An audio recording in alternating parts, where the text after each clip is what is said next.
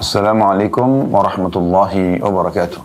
Alhamdulillah, wassalatu wassalamu ala rasulillah. Segala puji dan puja kehadirat Allah subhanahu wa ta'ala, juga salawat dan taslim kepada Nabi besar Muhammad sallallahu alaihi wa ala alihi wa sahbihi wasallam. Saudara Kusiman, bertemu pada hari ini, hari Kamis, melanjutkan bedah buku kita, yaitu 35 amal pelebur dosa. Ini tulis oleh Fatin bin Abdul Aziz, atau binti Abdul Aziz tepatnya. Dan kita insya Allah akan masuk dari 35 amalan pelebur dosa ini yang ketiga. Setelah pertemuan yang lalu kita membahas yang kedua, masalah bertakwa kepada Allah subhanahu wa ta'ala. Yang ketiganya adalah mengikuti Rasulullah sallallahu alaihi wa ala alihi wa sahbihi wasallam. Kami akan berikan dulu kronologis daripada bahasan kita. Saudaraku seiman, Allah subhanahu wa ta'ala menciptakan kita di muka bumi ini dengan satu tujuan. Sebagaimana Allah sebutkan dalam surah Az-Zariyat, surah nomor 51, tepatnya ayat 56.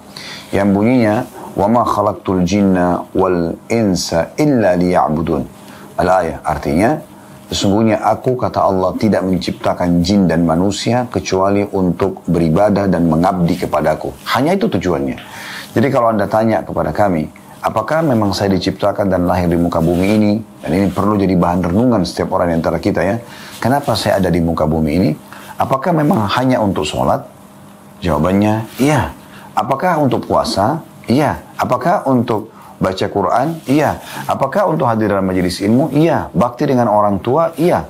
Bahkan mengikuti semua perintah-perintah Allah dan Rasulnya dan meninggalkan semua larangan? Iya. Itu tujuannya. Jadi tidak ada tujuan yang lain. Tidak ada tujuan yang lain. Cuma Allah subhanahu wa ta'ala dengan kemahamurahannya menambahkan beberapa hal yang sifatnya mubah. Misalnya boleh kita menikmatinya. Ya. Atau mungkin menjadikan sebagian hukum. Kalau dalam fikih diistilahkan dengan istilah sunnah. Artinya kalau kita kerjakan dapat pahala, ditinggalkan tidak berdosa. Seperti kasus misalnya sholat sunnah, puasa sunnah dan seterusnya. Nah ini contohnya. Tetapi dasarnya yang kita perlu ketahui, dan dasarnya adalah saya dan Anda semua ini ada di muka bumi memang untuk ibadah. Itu tujuan kita diciptakan. Mulai tersumpahkan sperma ayah kita ke rahim ibu kita, kemudian bertemulah dengan sel telur tersebut. Pada saat itu ya semua takdir kita mulai dicatatkan apa yang akan kita kerjakan nanti pada saat lahir, gitu kan? Dan memang Allah subhanahu wa ta'ala mudahkan semua fasilitas buat kita agar kita mengabdi kepadanya. Pada saat bayi di rahim ibu, masih masa pembentukan sampai sudah terbentuk pun menjadi bayi yang janin yang sempurna, semua itu tidak ada campur tangan kita. Allah subhanahu wa ta'ala menyempurnakan semua tulang-tulang kita ini, otot-otot, urat sarafnya, semua organ tubuh ini. Sehingga sempurnalah dan Anda lahir. Lahir pun subhanallah yang merasakan sakit bukan kita tapi ibu kita. Nah, ayah kita berusaha mencari uang, harta untuk bisa membiayai proses persalinan tersebut misalnya. Kemudian setelah itu pun semua kebutuhan kita, mulai dari rahim tadi sampai kita keluar terpenuhi. Siapa di antara kita teman-teman waktu masih bayi sudah mulai bekerja, mulai berpikir? Sama sekali tidak. Kita cuma tahu menangis kalau lapar, misalnya menangis, kalaupun sudah kenyang supaya tidak diberi makan lagi, misalnya menolak kalau masih diberikan makan, atau dalam kondisi badannya lagi gerah, tidak nyaman atau sakit, cuma menangis. Modalnya cuma menangis. Akhirnya semua terpenuhi. Begitu luar biasanya sampai pencipta Allah manjakan manusia itu. Begitu juga pada saat masih anak-anak, kita cuma tahu bermain. Yang ngaturin pakaian kita, makanan kita, minuman kita, sekolah kita, kebutuhan kita adalah kedua orang tua. Mereka yang menguras ya, energi mereka, mereka yang menguras ya, pikiran mereka, mereka juga menguras harta mereka untuk memberikan yang terbaik buat kita. Ini semua suatu sistem yang sudah diciptakan oleh Sang Pencipta Allah agar si makhluk ini, manusia ini nanti pada saat dia mulai mencapai umur balik, dianggap dia sudah mampu untuk mengerjakan perintah, disilakan dengan umur taklif ya. Dia sudah bisa menjalankan perintah dan meninggalkan larangan, maka sudah mulai ditugaskan oleh Allah subhanahu wa ta'ala. Sebelumnya adalah fase dia belajar. Kita masih diberikan waktu antara 12 sampai 15 tahun, yaitu masa orang balik. Sebelumnya orang belum balik misalnya. Ini untuk kita belajar agar kita siap untuk ya mengabdi kepada Allah Subhanahu wa taala. Jadi jangan sampai di fase persiapan itu justru diisi untuk membangkang kepada Allah Subhanahu wa taala. Ya. Menolak sholat, tidak diajar mengaji, tidak tutup aurat. Ini kekeliruan kadang-kadang dari sebagian orang tua ya, sehingga anaknya nanti pada saat balik sudah siap untuk bertugas mengabdi kepada Allah, tidak ada tugas lain, ya.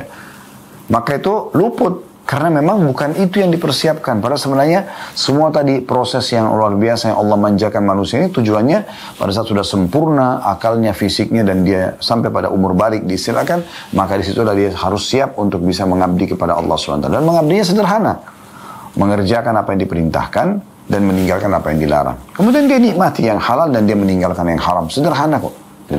Yang penting orang itu mau.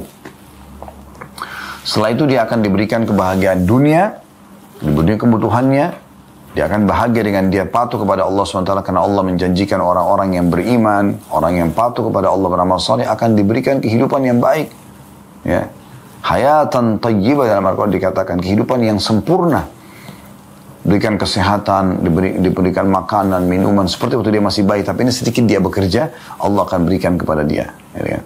Atau ada orang lain yang memberikan kepada dia secara cuma-cuma dengan mentraktir atau memberikan kepada dia makanan atau pekerjaan misalnya.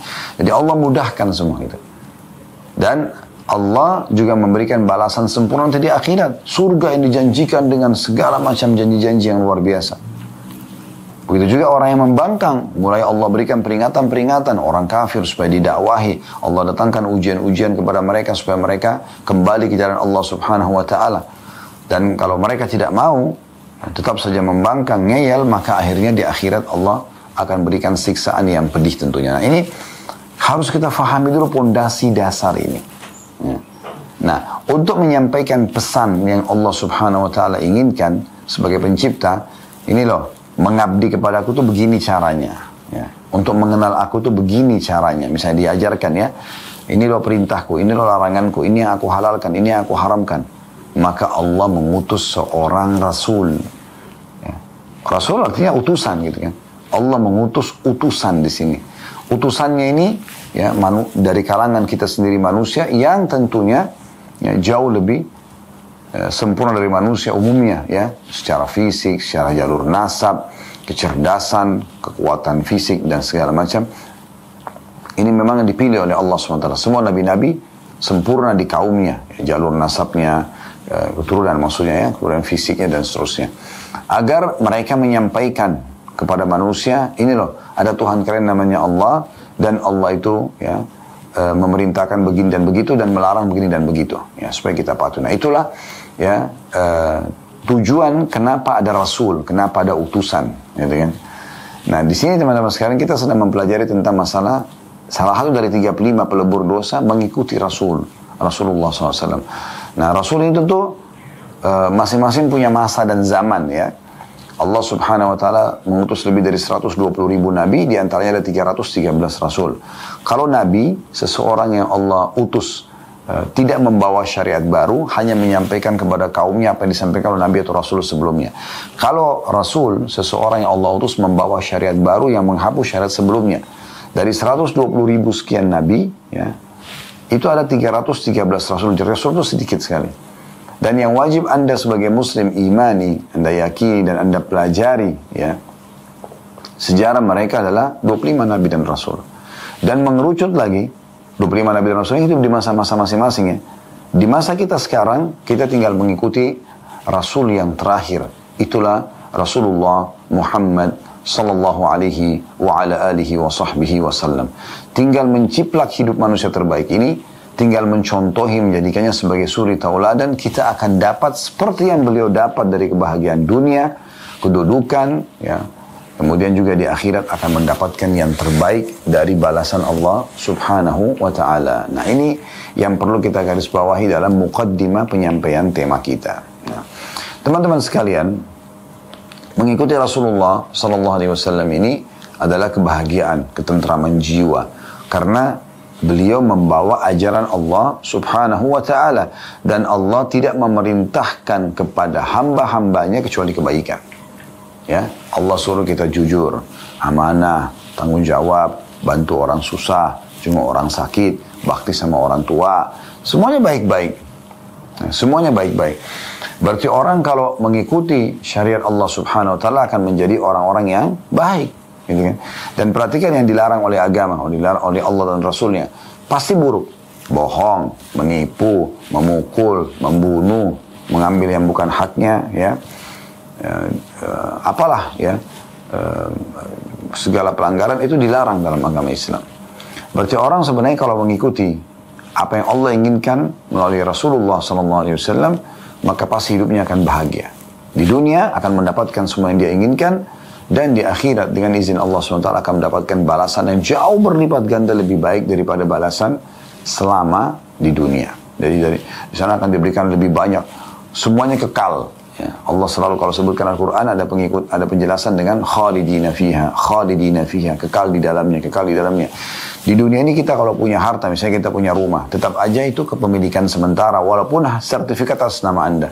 Karena kapan Anda meninggal akan menjadi milik orang lain.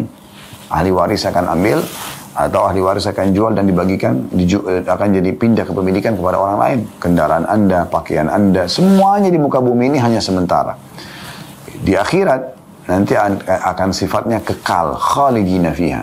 Itu luar biasa. Sekalian dapat istana di sana akan khalidina fiha. Sekalian dapat pakaian, makanan, minuman, ya, pelayan dan segala macam, khalidina fiha. Itu janji Allah SWT. Allah itu sifatnya innallaha la yukhliful mi'ad. Allah tidak akan mungkin pungkiri janji-janjinya. Dan ini poin penting sekali untuk digarisbawahi teman-teman sekalian, ya. Jadi kita harus faham benar bagaimana, ya, Allah Subhanahu wa taala menjanjikan dengan janji yang benar, dan Allah memerintahkan kita mengikuti Rasulullah SAW agar tahu semua itu, dan kita mendapatkan kebahagiaan dunia dan kebahagiaan di akhirat. Nah, ini poinnya.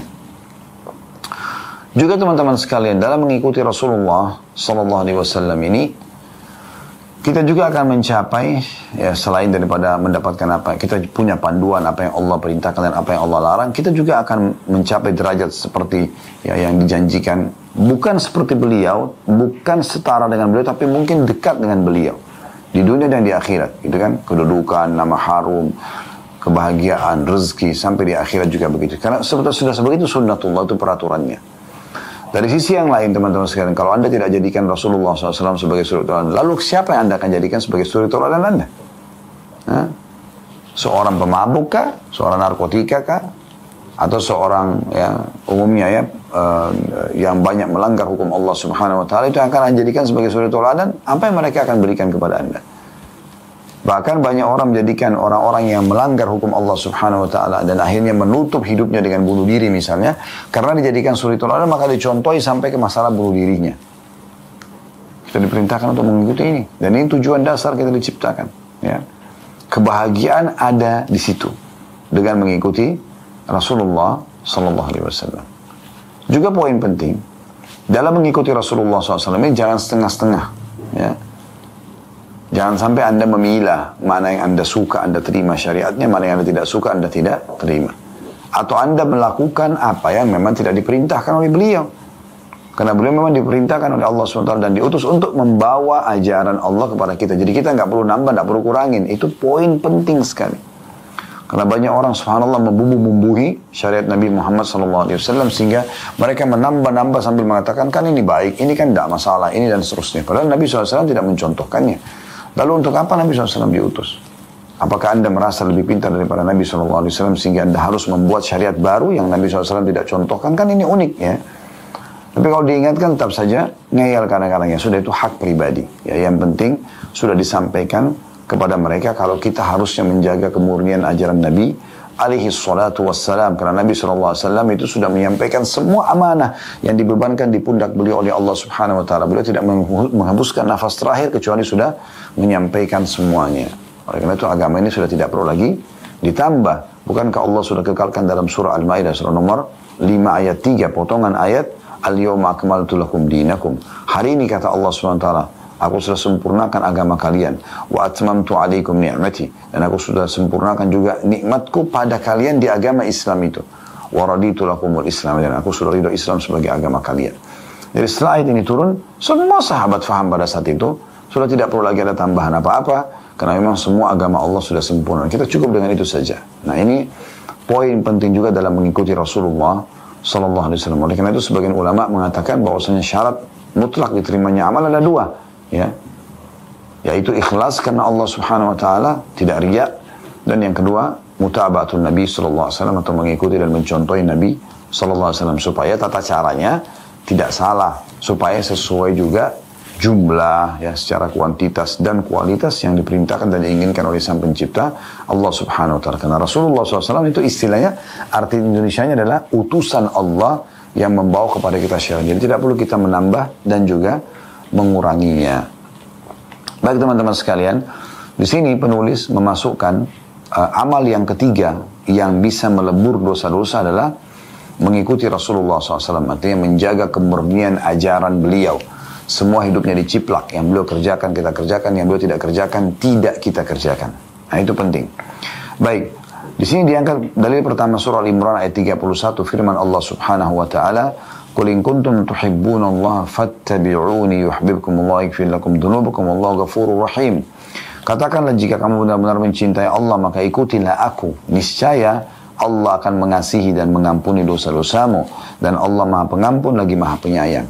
Perhatikan, Allah Subhanahu Wa Taala memerintahkan Nabi Muhammad Sallallahu Alaihi Wasallam untuk mengucapkan ini. Katakanlah hai Muhammad kepada semua pengikutmu, semua manusia, jika kamu benar-benar mencintai Allah, mau, ya, mencintai Sang Pencipta Allah, mau dicintai oleh Allah Subhanahu Wa Taala, dipenuhi semua kebutuhannya, diampuni dosanya, diberikan solusi pada saat sedang menghadapi permasalahan, maka kata Nabi SAW, ikutilah aku. Ini perintah Allah. Ikuti Rasulullah SAW, ciplak hidupnya, kerjakan yang dikerjakan, jangan dikerjakan yang tidak dikerjakan, dan tinggalkan apa yang dilarang. 3 hal itu, ya. Kerjakan apa yang diperintahkan oleh beliau SAW, jangan kerjakan yang beliau tidak kerjakan, dan juga yang terakhir adalah tinggalkan apa yang beliau larang. Niscaya kata Nabi SAW, Allah suruh disebut, ini Allah memerintahkan Rasulnya Muhammad SAW untuk menyampaikan ini. Ya, katakanlah jika kamu benar-benar mencintai Allah, maka ikutilah aku. Niscaya Allah mengasihi dan mengampuni dosa-dosamu, dan Allah Maha Pengampun lagi Maha Penyayang. Di sini dikatakan, ya, jika Anda mengaku cinta kepada Allah, maka buktikanlah ucapan Anda dengan mengikuti Rasulullah Sallallahu Alaihi Wasallam. Jika Anda orang benar, yaitu, ya, dengan menjalankan perintah dan menjauhi larangannya. Jika Anda benar-benar dengan keimanan, maksudnya. Maka jika Anda benar-benar mengikuti dan membenarkan semua yang diajarkan beliau dari Allah Subhanahu Wa Taala, niscaya Allah akan mengampuni semua dosa Anda yang telah lewat dan tidak menyiksa Anda. Karena mencontohi Nabi SAW, Anda, ya, bisa menyampaikan di hadapan Allah. Kalau ditanya, kenapa kau lakukan ini? Karena Rasulullah SAW kerjakan, ini contohnya. Kenapa kau tidak kerjakan ini? Karena Rasulullah SAW tidak kerjakan. Sesungguhnya Allah maha mengampuni dosa hambanya yang beriman dan maha pengasih terhadap seluruh makhluknya. Maksudnya, dengan mengikuti Rasulullah SAW, kita akan aman. Ibadah kita diterima, dosa kita dimaafkan. Yang tadi dikatakan, kalau mengikuti Allah SWT dalam surah Al-Imran tadi, maka yaghfir lakum dzunubakum, Allah akan maafkan dosa-dosa kalian. Ini sebab kenapa dimasukkan sebagai pelebur dosa yang nomor 3 di sini, ya. Kemudian penulis mengangkat lagi surah Al-Ahqaf ayat 31 yang berbunyi, Ya qaumi ajibu da'i Allah wa aminu bihi yaghfir lakum min dhunubikum wa yujirkum min azabin alim. Hai kaumku. Jadi ini cerita tentang para jin-jin yang beriman kepada Nabi Muhammad SAW, lalu mereka menjadi da'i di komunitas mereka. Mereka berkata, jin-jin yang beriman kepada jin-jin yang lainnya yang belum beriman, hai kaum kami, terimalah seruan orang-orang yang menyeru kepada Allah dan berimanlah kepadanya. Niscaya Allah akan mengampuni dosa-dosa kamu dan melepaskan kamu dari azab yang pedih. Jadi di sini jin pada saat mendengarkan Nabi SAW membaca Al-Quran dan akhirnya mereka beriman, dikenal dengan jin Nusaybin, ya, di dalam buku-buku sejarah. Pada saat penduduk Mekah justru menolak mendengarkan dakwah Nabi SAW, Allah utus kalangan jin yang beriman kepada beliau. Nah, jin-jin yang beriman langsung pulang kaumnya lalu mendakwakan dan mengatakan, wahai kaum, terimalah seruan. Sekarang kami datang dari seorang Rasul, terima seruannya. Ya. Orang yang menyuruh kepada Allah dan memerintahkan untuk beriman kepadanya, itu adalah Rasulullah SAW. Ya. Niscaya Allah akan mengampuni dosa-dosa kamu. Jadi dengan mengikuti Rasul itu, dosa-dosamu akan dimaafkan dan melepaskan kamu dari azab yang pedih, siksaan yang pedih. Imam At-Tabari rahimahullah, seorang ulama tafsir yang masyhur, menyebutkan dalam tafsirnya bahwa yang dimaksud dengan da'i Allah, kan di situ potongan ayat, ya qaumi ajibu da'i Allah, wahai kaum kami, jawablah penyeru ya Allah, agama Allah atau da'i di jalan Allah. Kata Imam Tabari rahimahullah, dimaksud dengan da'i Allah, orang yang menyuruh kepada Allah adalah Rasulullah sallallahu alaihi wasallam, yakni penuhilah seruan Muhammad sallallahu alaihi wasallam untuk taat kepada Allah Subhanahu wa taala, benarkanlah apa yang dibawa oleh beliau, tegakkanlah perintah maupun larangan beliau, sehingga Allah akan mengampuni dosa-dosamu, menutupi kesalahanmu, dan tidak akan membeberkannya di akhirat kelak sebagai azab bagimu. Tidak akan membuka aibmu di akhirat nanti. Allah akan menyelamatkanmu dari azab yang pedih kalau kamu mau bertobat dan mau kembali beriman kepada Allah dan kepada penyeru Allah, yaitu Rasulullah sallallahu alaihi wasallam. Dan dikatakan bahwa yang dimaksud dengan da'i Allah atau da'inya Allah adalah Al-Quranul Karim. Ini ada pendapat yang lain, gitu kan? Imam Al-Alusi rahimahullah menyebutkan dalam tafsirnya bahwa yang dimaksud dengan da'i Allah dari firman Allah surah Al-Ahqaf ayat 31, da'inya Allah mungkin Al-Quranul Karim atau mungkin Rasulullah sallallahu alaihi wasallam. Adapun yang dimaksud dengan min dzunubikum, dan dia akan mengampuni, Allah akan mengampuni dosa-dosa kalian, adalah sebagian dosa-dosa kalian yang berkaitan dengan hak-hak Allah. Adapun yang berkaitan dengan hak-hak manusia tidak akan bisa diampuni dengan keimanan saja, tapi harus mengembalikan hak tersebut kepada yang berhak. Wallahu a'lam, kata beliau. Ya. Jadi dari pendapat atau dari tafsir surah Al-Ahqaf ayat 31 tadi disebutkan oleh Imam Tabari dan juga Imam Al-Alusi bahwasanya ada dua makna. Kalau Imam Tabari lebih cenderung kepada makna yang pertama, yaitu yang dimaksud dengan hai kaumku, terimalah da'inya Allah, maka dikatakan adalah Rasulullah sallallahu alaihi wasallam. Imam Al-Alusi mengatakan bisa juga yang dimaksud adalah Al-Quran atau Rasulullah SAW. Nah, di sini, kalaupun yang dimaksud adalah da'i Allah, seruan Allah itu adalah, atau da'i Allah ini adalah Al-Quran, tetap saja yang menyampaikan Al-Quran adalah Rasulullah SAW. Jadi dua makna ini tidak bentrok satu sama yang lain. Baik teman-teman sekalian, ini yang ditulis oleh penulis tentunya, dan kedepannya insya Allah kita akan lanjut amal keempat tentang takut kepada Allah Subhanahu Wa Taala. Namun di sini kami akan tambahkan informasi tentang pentingnya mengikuti baginda Nabi Sallallahu Alaihi Wasallam. Saya akan sebutkan teman-teman sekalian tentang faedah mengikuti Nabi Sallallahu Alaihi Wasallam. Ya. Yang pertama sekali yang tadi disebutkan dalam surah Al-Imran itu, bahwasanya dia akan mendapatkan cinta Allah. Karena kan dikatakan qul in kuntum tuhibbunallah fattabi'uni yuhibbukumullah. Kalau kalian mengaku mencintai Allah atau ingin mencintai Allah, maka ikutilah aku, ya. Kata Nabi SAW, dan Allah perintahkan itu, ya. Maka niscaya Allah akan mencintai kalian, yuhibbukumullah. Baru plusnya wa yakfir lakum dzunubakum, dan akan memaafkan dosa-dosa kalian. Jadi ini faedah pertama, kita akan mendapatkan cinta Allah Subhanahu Wa Taala. Dan kalau kita mendapatkan cinta Allah, pastikan teman-teman sekalian, kebutuhan kita akan dipenuhi oleh Sang Pencipta Allah. Karena memang yang ciptakan kita Allah, yang ciptakan kebutuhan kita Allah, yang bisa mempertahankan dan menambahnya Allah, dan Allah tidak akan pernah habis stoknya. Selalu saja udara ada, selalu saja air ada, selalu saja kebutuhan semua manusia ada. Populasi hewan-hewan, tumbuh-tumbuhan, buah-buahan, sayuran, semuanya ada. Kemudian Allah Subhanahu Wa Taala juga akan maafkan kesalahan kalian. Kapan ada pelanggaran, tinggal taubat, Allah akan maafkan. Juga Allah akan menolong dan memberikan solusi pada saat sedang menghadapi permasalahan. Ini semua makna daripada, ya, Allah bila mencintai hambanya akan memberikan ini. Yang kedua teman-teman sekalian, orang yang mentaati Rasulullah Sallallahu Alaihi Wasallam mendapati, ya, panduan hidup. Jelas arah hidupnya. Dia tahu apa tujuan dia hidup, sebagaimana tadi kami jelaskan. Mana yang halal, mana yang diperintahkan, mana yang haram, diperintahkan untuk dijauhi. Ya. Jelas bagi dia. Sehingga dia berjalan di muka bumi ini tahu tujuan hidupnya apa, siapa penciptanya, mana yang boleh dia nikmati dari makanan, minuman, pakaian, pergaulan, pendapatan, dan mana yang tidak boleh. Dia punya panduan hidup jelas. Gitu kan. Seperti itu orang yang mengikuti Rasulullah SAW. Dan apalagi yang kita inginkan? Kalau ingin membahas menjadi seorang anak, beliau sebaik-baik anak. Kemudian kalau ingin membahas beliau sebagai seorang tua, beliau adalah sebaik-baik orang tua. Kalau ingin membahas beliau sebagai sahabat, beliau adalah sebaik-baik sahabat. Kalau mau membahas sebagai pedagang, beliau adalah sebaik-baik saudagar. Membahas tentang politik, beliau sebaik-baik politikus.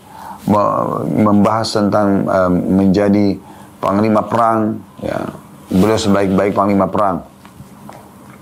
Semuanya ada pada beliau. Lalu kenapa nggak dijadikan sebagai saudara? Bukankah Allah SWT sebutkan dalam surah Al-Ahzab masalah itu? Laqad kana lakum fi Rasulillahi uswatun hasanatun liman kana yarjullaha wal yawmal akhir wa dzakarallaha katsira. Sungguh pada diri Rasulullah Muhammad SAW ada suri teladan yang baik buat kalian. Bagi orang yang ingin mendapatkan yang terbaik di akhirat sana. Ingin bertemu dengan Allah. Dan mendapatkan yang terbaik yaitu surga. Ya, dan ingin berzikir kepada Allah dengan zikir yang banyak. Jadi memang ada di diri Nabi SAW suri teladan tersebut.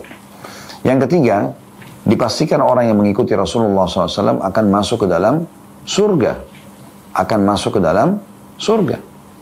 Perhatikan bagaimana hadis Nabi SAW yang mulia. Hadis ini setiap kali saya baca, maka saya renungi, ya Allah, benar-benar sebenarnya mudah kok agama ini. Yaitu dengan mengikuti saja Rasulullah SAW. Udah ikutin aja. Nabi buat apa, lakukan. Nabi nggak buat, jangan dibuat. Nabi larang, jauhi. Selesai. Itu aja kok sebenarnya konsepnya. Dan itu yang selama ini kami selalu sampaikan dalam dakwah kami bersama dengan teman-teman dai yang lain yang memang sefaham dengan ini gitu. Bagaimana kita betul-betul menjaga kemurnian ajaran Nabi SAW. Apa yang Nabi kerjakan, kerjakan. Apa yang Nabi tidak kerjakan, jangan kerjakan. Apapun alasan Anda. Apa yang Nabi larang, jauhi. Selesai. Itu baru betul-betul menjadikan Nabi SAW sebagai suri tauladan. Dalam sebuah hadis yang sahih, hadis ini hadis yang sangat mulia. Hadis ini diriwayatkan Bukhari nomor 7280 dan Imam Ahmad juga jadi 2 halaman 361. Ya. Bunyinya an Abi Hurairah radhiyallahu anhu, dari Abu Hurairah radhiyallahu anhu, anna Rasulullah sallallahu alaihi wasallam qala, bahwasanya Rasulullah sallallahu alaihi wasallam bersabda, kullu ummati yadkhuluna al-jannata illa man aba. Semua umatku tidak terkecuali, laki-laki, perempuan, pasti akan masuk ke dalam surga, kecuali yang menolak. Perhatikan bahasa beliau, kecuali yang menolak. Ini menarik ya. Qalu ya Rasulullah wa may ya'ba. Para sahabat penasaran lalu bertanya, ya Rasulullah, siapa tuh kira-kira yang menolak untuk masuk surga? Aneh bagi mereka. Kok ada orang diberikan fasilitas di dunia bagi ahli surga itu kan kena selalu patuh ya. Mereka jujur, mereka amanah, mereka tanggung jawab, mereka bakti sama orang tua, membantu orang susah, jenguk orang sakit. Kan baik-baik semua. Jauh dari sifat bohong, jauh menipu, jauh ganggu orang, semuanya. Jadi kan itu perbuatan ahli surga tuh. Di dunia mereka bahagia, dicintai Allah, dicintai oleh para manusia. Itu kan mendapatkan kebahagiaan di dunia. Dan di akhirat juga dapat surga. Siapa yang nolak itu? Perhatikan jawaban Nabi SAW. Qala man ata'ani dakhala al-jannah wa man asani faqad aba. Siapa yang mengikutiku, patuh padaku, kerjakan apa yang aku kerjakan, tidak menambah-nambah apa yang tidak aku kerjakan, ya, dan juga meninggalkan apa yang aku larang, maka dia telah patuh kepadaku, itu masuk surga. Dan wa man asani faqad aba. Siapa yang bermaksiat kepadaku, gitu kan, mendurhakaiku, maksudnya adalah menolak perintah, melanggar pelanggaran, atau menambah-nambah perbuatan yang tidak pernah aku contohkan, maka dia menolak. Artinya ada ancaman tertunda untuk masuk dalam surga kalau dia umat Islam, karena harus dibersihkan dulu dosa-dosanya. Ini makna hadis yang luar biasa gitu, ya. Bagaimana Nabi SAW merangkumkan kepada umat ini sederhana. Udah, patuhi aku saja, ciplaklah hidupku, selesai. Apa yang aku kerjakan, kerjakan. Apa yang aku tidak kerjakan, jangan dikerjakan. Ini selalu saya ulangi ya. Dan juga apa yang aku larang, dijauhi. Nah ini yang dimaksudkan dengan hadis Nabi alaihi salatu wassalam tadi, atau hadis yang diriwayatkan oleh Bukhari dan juga Imam Ahmad. Teman-teman sekalian, kita akan lanjutkan insyaAllah dengan bahasan atau lanjutan bahasan kita dengan beberapa dalil tambahan bagaimana pentingnya seseorang mengikuti Rasulullah Sallallahu Alaihi Wasallam. Dalil selanjutnya adalah sebuah hadis yang mulia diriwayatkan oleh Jabir bin Abdullah radhiyallahu anhuma, dan hadits ini diriwayatkan oleh Bukhari nomor 7281, dan juga hadits ini ya dipanjang lebar jelaskan dalam Fathul Bari Syarah Sahih Bukhari oleh Ibnu Hajar rahimahullah. Baik, kita akan sampaikan teman-teman sekalian isi hadisnya. An Jabir bin Abdullah radhiyallahu anhuma, dari Jabir bin Abdullah radhiyallahu anhuma, qala, beliau berkata, ja'at malaikatun ila Nabi sallallahu alaihi wasallam. Allah telah mengutus malaikat yang datang kepada Nabi sallallahu alaihi wasallam wa huwa naim, sementara Nabi sallallahu alaihi wasallam sedang tidur. Faqala ba'duhum, maka sebagian malaikat itu berkata kepada sebagian yang lain, innahu naimun, orang ini lagi tidur, maksudnya Nabi Muhammad SAW. Wa qala ba'duhum inna al-aina naimatun wal qalba yakzan. Sesungguhnya memang matanya terlihat tidur tapi hatinya bangun. Faqalu inna li sahibikum hadha mathala. Sebagian mengatakan sungguhnya orang ini dijadikan sebagai perumpamaan, atau ada perumpamaan untuknya. Fadribu lahu mathala, maka coba jelaskan perumpamaan itu. Faqala ba'dum innahu naim, sebagian malaikat mengatakan tapi dia masih tidur. Wa qala ba'dum innal 'aina na'imatun wal qalba yakzan, sesungguhnya matanya memang terlihat tidur tapi hatinya bangun. Faqalu, maka berkatalah para malaikat tersebut, mathaluhu kamathali rajulin bana dara, perumpamaan orang ini seperti orang yang membangun sebuah rumah.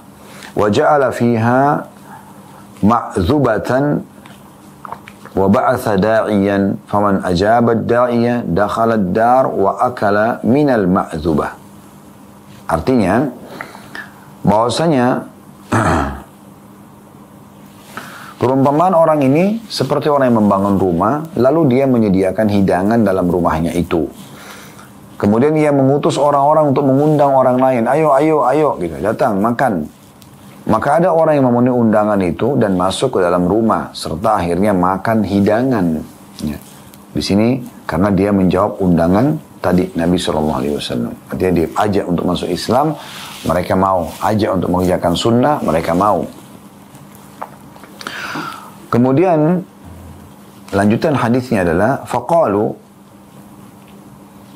wa man lam yujib ad-da'iya lam yadkhul ad-dar wa lam ya'kul min ma'dzubah atau minal ma'dzubah. Dan siapa yang tidak menjawab seruan panggilannya orang ini, maka dia tidak akan masuk ke dalam istana atau rumah tadi dan tidak akan dapat makanan. Faqalu awwaluha lam yafqahha atau awwiluha lahu yafqahha. Maaf, ini yang benar yang kedua ya. Awwiluha lahu yafqahha. Faqala ba'dum innahu na'im wa qala ba'dum innal 'aina na'imatun wal qalbu yakdhan. Faqalu fad-darul jannah wad-da'i Muhammadun sallallahu alaihi wasallam faman ata'a Muhammadan sallallahu alaihi wasallam faqad ata'a Allah wa man 'asa Muhammadan sallallahu alaihi wasallam faqad 'asa Allah wa Muhammadun sallallahu alaihi wasallam farraqa bainan nas. Artinya ya, coba berikan perumpamaan. Kan tadi itu perumpamaan itu adalah perumpamaan orang ini, kata sebagian malaikat tentang Nabi Muhammad SAW, seperti orang yang membangun rumah. Lalu dia menyiapkan hidangan makan, lalu dia memanggil orang-orang untuk datang. Ada di antara manusia yang menjawab panggilan itu, mereka masuk ke dalam rumah tadi, kemudian mereka ikut makan. Ada orang-orang yang tidak mau menjawab panggilan tersebut, maka akhirnya mereka tidak masuk ke rumah dan tidak dapat makanan tersebut. Sebagian malaikat mengatakan, coba ya, jelaskan lebih jauh, ya, terangkan makna, tafsir ya, daripada perumpamaan tersebut agar orang dapat faham. Maka sebagian mereka berkata, ia sedang tidur. Sebagian lagi mengatakan, matanya tertidur tapi sebenarnya hatinya sadar. Lalu para malaikat berkata, rumah yang dimaksud tadi adalah surga. Dan da'i, orang yang mengundang adalah Muhammad sallallahu alaihi wasallam. Maka barang siapa yang mentaati Muhammad sallallahu alaihi wasallam, berarti dia telah taat kepada Allah. Dan barang siapa yang mendurhakai Muhammad sallallahu alaihi wasallam, maka dia telah durhaka kepada Allah. Ya, dan Muhammad sallallahu alaihi wasallam adalah pemisah di antara manusia. Maksudnya, mana yang beriman, mana yang kafir. Nah, di sini kita lihat saksi bahasanya adalah potongan akhir daripada hadis Bukhari ini. Bagaimana Nabi Muhammad SAW itu diberikan perumpamaan seperti seseorang yang mengajak orang menuju ke surga.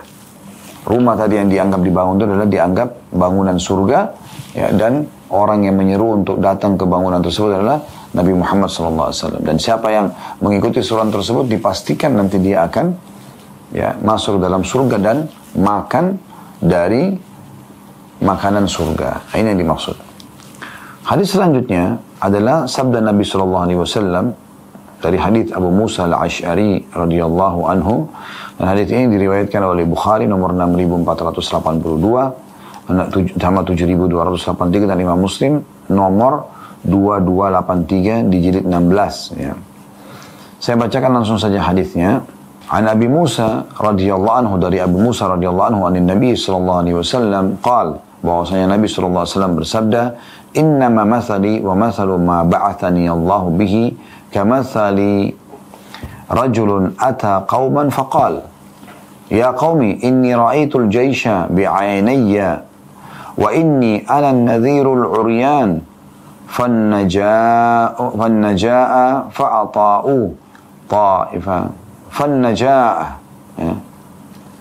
fa'ata'ahu ta'ifatun min qaumihi fa'adlaju fantalaku ala mahlihim fanajaw wa kadzabat ta'ifatu minhum fa'asbahu makanahum fasabbahahumul jayshu fa'ahlakahum wajtahahum fadhalika mathalu man ata'ani fattaba'a ma ji'tu bihi wa mathalu man asani wa kadzdzaba bima ji'tu bihi minal haqq. Terjemahannya, dari Abu Musa al-Ash'ari radhiyallahu anhu, bahwasanya Rasulullah sallallahu alaihi wasallam bersabda, perumpamaanku dan perumpamaan apa-apa yang telah Allah utus aku, ya, dengannya seperti orang yang mendatangi satu kaum. Ia berkata, wahai kaumku, sesungguhnya aku melihat pasukan musuh dengan mata kepalaku, dan sungguhnya aku mengancam yang sesungguhnya, ya, ancamannya nyata. Maka mari kita menuju kepada keselamatan. Segera selamatkan diri karena musuh sudah dekat. Sebagian dari kaumnya mentaatinya. Lalu mereka pun pergi bersama penyeru ini. Selamatlah mereka. Sebagian dari mereka mendustakan. Gak ada pasukan gitu kan. Gak ada siksaan. Maka pada pagi harinya mereka diserang oleh pasukan musuh. Lalu mereka dihancurkan dan diluluh lantakkan. Demikianlah perumpamaan orang-orang yang taat kepadaku dan mengikuti apa yang aku bawa, dan perumpamaan orang-orang yang durhaka kepadaku dan mendustakan kebenaran yang aku bawa. Ini perumpamaan lagi. Ya, hadis yang mulia ini, Nabi SAW memberikan gambaran, perumpamaanku adalah seperti satu orang dari satu komunitas kaum yang datang kepada mereka lalu mengingatkan kaumnya. Hai kaumku, aku ini melihat dengan kedua mataku ini, pasukan besar akan menyerang kita. Ayo segera selamatkan diri. Ada di antara kaum, maksudnya adalah kaum manusia di sini, ya, bisa dari Quraisy sampai seluruh manusia di muka bumi ini. Ada kaum yang mengikuti itu. Oh ya, ini betul Rasulullah. Lalu beriman kepadanya, lalu mengerjakan perintahnya, meninggalkan larangannya, dan tidak membuat-buat apa yang tidak diperintahkan. Ya, maka pada saat itu mereka pun selamat karena mengikuti seruan tersebut. Dan ada di antara kaum, baik dari Quraisy atau seluruh manusia yang menolak dakwah Nabi SAW, yang menolak itu. Maka mereka pun tidak ikut menyelamatkan diri. Akhirnya di pagi hari pasukan datang dan menyerang mereka dan meluluh lantahkan mereka. Maka Nabi SAW mengatakan, inilah perumpamaan orang yang mengikutiku. Mereka akan selamat masuk ke dalam surga, tidak disiksa dan segala macam. Dan inilah perumpamaan juga orang-orang yang membangkang kepadaku, justru mereka akan kena hukuman nantinya. Nah, ini luar biasa ini, ya, perumpamaan yang diberikan oleh Nabi alaihi salatu wassalam. Selanjutnya adalah hadis, ya, Abi Rafi' radhiyallahu anhu qala Rasulullah sallallahu alaihi wasallam, beliau bersabda, la ulfiyanna ahadukum muttaki'an ala arikatihi ya'tihi al-amru min amri mimma amartu bihi aw nahaitu anhu fayaqul la nadri ma wajadna fi kitabillahi ittaba'nahu. Ya. Artinya dari Abu Rafi' radhiyallahu anhu, beliau berkata, Rasulullah SAW, nanti akan ada seseorang di antara kalian yang duduk bersandar di sofanya, di dipannya, lagi santai. Lalu datang kepadanya perintah dari perintahku, dari apa-apa yang aku perintahkan dan apa yang aku larang. Rasulullah perintahkan, Rasulullah melarang. Ia berkata, aku tidak tahu apa-apa. Yang kami dapati dalam kitabullah kami ikuti. Ya. Dan yang tidak dapat dalam kitabullah kami tidak ikuti. Maksudnya di sini adalah, ya, bagaimana nanti akan ada orang menolak ajaran Nabi SAW. Mereka cuma bilang ya sudah cukup dengan Al-Quran saja. Tidak perlu ada rincian Nabi Muhammad SAW. Ini juga salah.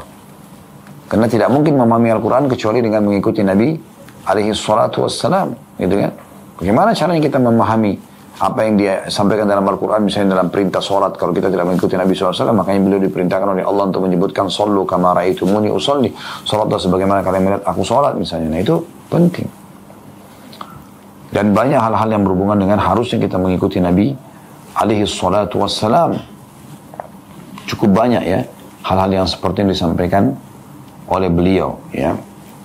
Kemudian Nabi SAW juga mengatakan dalam hadis yang lain dari hadis Abu Hurairah radhiyallahu anhu, qala Rasulullah SAW, inni taraktu fikum syai'aini lan tadillu ba'dahuma kitaballahi wa sunnati wa lam yatafarraqa hatta yarida alayya al-haut.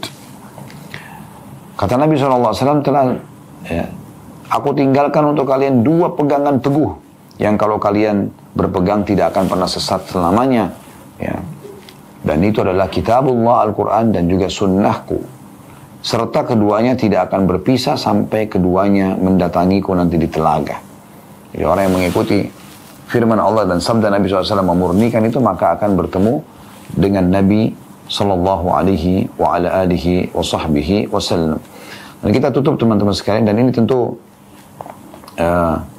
yang baru saja saya bacakan tadi, hadis ya.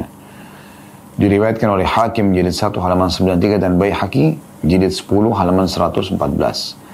Selanjutnya kita akan bacakan penutup hadis Imam Ahmad, hadis yang masyhur sekali ya. Diriwayatkan juga Abu Dawud, Tirmidzi, Ad-Darimi, Al-Baghawi, Al-Hakim. Dan ini dinyatakan sahih oleh Imam Az-Zahabi rahimahullah semuanya. Dan Syekh Albani juga menyebutkan sebagai hadis yang sahih, dikenal dengan hadis Al-Irbat.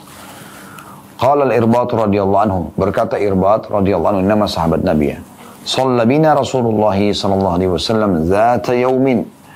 Suatu hari pernah Rasulullah SAW mengimami kami salat. Thumma aqbala alaina fawa'adhana mau'idatan balighatan zarafat minha al-uyun wa wajilat minha al-qulub.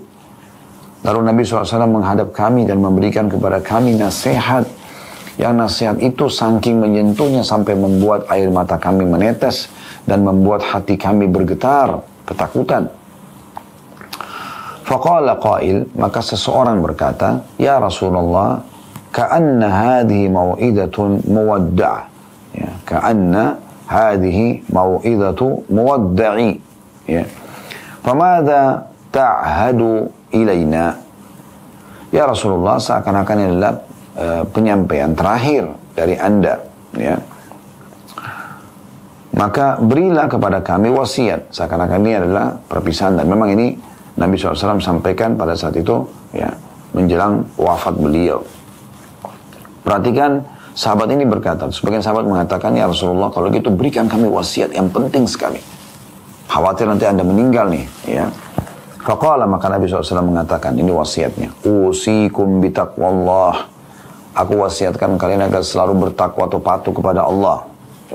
Kemudian yang kedua, itu yang pertama tadi. Yang kedua, was-sam'i wat-ta'ati wa in abdan ya, habasyian, dan kalian selalu patuh kepada pemimpin kalian ya, walaupun yang pimpin adalah seorang hamba dari Ethiopia berkulit hitam. Fa innahu man ya'ish minkum ba'di fasayara ikhtilafan katsira. Ketahuilah siapapun yang hidup di antara kalian setelah aku meninggal nanti akan melihat banyak perselisihan. Perselisihan ini, perselisihan itu, pendapat ini, pendapat itu. Lalu Nabi SAW berikan kepada kita kata kuncinya supaya selamat dari semua perselisihan itu.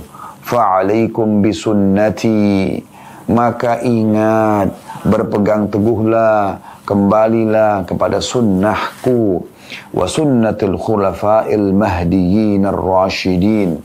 Dan juga sunnah khulafa'ur rasyidin yang telah mendapatkan petunjuk. Maksudnya Abu Bakar, Umar, Uthman, Ali radhiyallahu anhum ajma'in. Tamassaku biha wa'addu 'alaiha bin nawajid. Berpegang teguh pada sunnah-sunnah itu. Pegang erat-erat dan gigitlah dengan gigi geraham kalian. Lalu Nabi ingatkan, ini penting. Wa iyyakum wa muhdatsatil umur. Dan jauhilah dari kalian perkara-perkara baru. Ngarang-ngarang. Maunya sendiri. Ya. Yang aku tidak contohkan. Fa inna kulla muhdatsatin bid'ah.